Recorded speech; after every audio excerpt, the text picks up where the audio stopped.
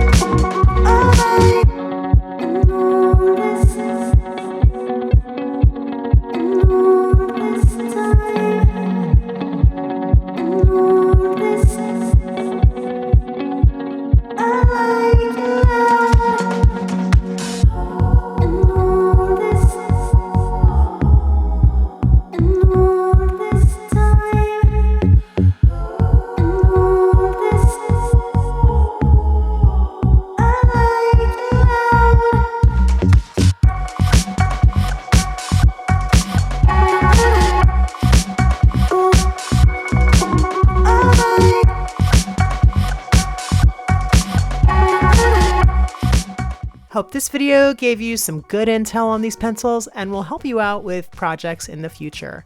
Thank you so much for watching. Have an awesome day, and I'll see you in the next video. Bye-bye.